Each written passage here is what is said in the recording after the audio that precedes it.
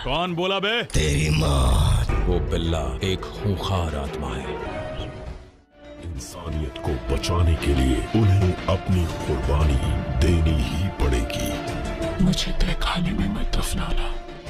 तुम बताते क्यों नहीं कि वो जिंदा है? আসসালামু আলাইকুম। তো হোয়াটসঅ্যাপ ফিকশনবাসী কি অবস্থা সবার? আজকে আমরা এমন একটি মুভি এক্সপ্লেন করব যে মুভিটি আমার সবথেকে ফেভারিট মুভির মধ্যে একটি। মুভির নাম হচ্ছে the legend of demon cat. মুভিটি একটি China fantasy movie. The demon cat মুভির মধ্যে আপনার হরর, মিস্ট্রি, ফ্যান্টাসি এবং যুদ্ধের কম্বিনেশন সহ এ টু জেড সবকিছু দেখতে পারবেন। আপনি যদি ডিমন ক্যাট মুভির রহস্য উদ্ঘাটন করতে চান তাহলে আপনাকে সম্পূর্ণ ভিডিও দেখতে হবে। আপনাকে অনুরোধ রইল সম্পূর্ণ ভিডিওটি দেখার জন্য। চায়না ফ্যান্টাসি মুভি যে এত রহস্যময় হবে তা আমি আগে জানতাম না। আমি মূলত অনেক চায়না ফ্যান্টাসি মুভি দেখেছি, কিন্তু এর মতো এত ডিপ অ্যানালাইসিস মুভি দেখিনি। আপনার কাছে যদি পর্যাপ্ত পরিমাণে সময় থাকে তাহলে আপনারা এই মুভিটি দেখতে পারেন। মুভিটি হিন্দি ভাষায় অ্যাভেলেবল রয়েছে। এই মুভিটির লিঙ্ক আমি আমার কমেন্টে পিন করে দেব।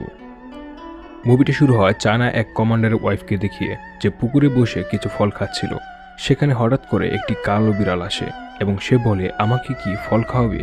এ কথা শুনে কমান্ডার ওয়াইফ অনেক ভয় পেয়ে যায় এবং সেখান থেকে দৌড়ে পালিয়ে যায়। তখন সেই বিড়ালটি কমান্ডার ওয়াইফের পেছনে পেছনে যায় এবং তাকে বলে, তুমি যদি আমাকে তোমার পুকুরে মাছ খাওয়াও তাহলে আমি তোমাকে গুপ্তধন দেব।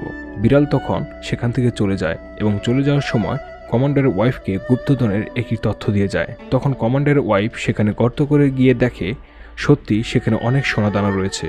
কমান্ডার যখন ঘরে ফিরে আসে তখন কমান্ডার ওয়াইফ সেই গুপ্তধনের কথা বলে। এরপর সিনটি শিফট হয়ে রাজপ্রাসাদের দিকে আসে। তখন আমরা কুকাই নামে একটি বৌদ্ধ ধর্মের গুরুকে দেখতে পারি। সে মূলত জাপান থেকে এসেছে সম্রাটকে এক্সারসিজম করতে। গত এক সপ্তাহ ধরে সম্রাটের চোখ খোলা রয়েছে। সম্রাট কোনোভাবেই তার চোখের পাতা বন্ধ করতে পারছে না।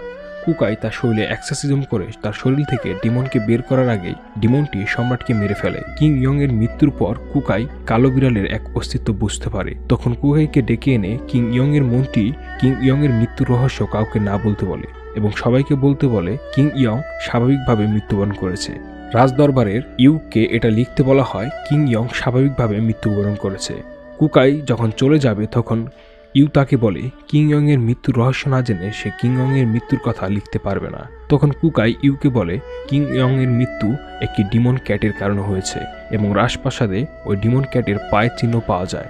তখন তারা সেই পায়ের চিহ্নকে অনুসরণ করে একটি কাঠের ফ্লাইবোর্ডের টুকরা পায় যেখানে যুবরাজের নাম দেখতে পায় এবং তারা সেখান থেকে বুঝতে পারে এরপরে সেই ডিমন ক্যাটের টার্গেট হচ্ছে যুবরাজ। এরপরে সিনে আমরা দেখতে পারি মধ্যরাতে ইউ পুরাতন রাজপ্রাসাদের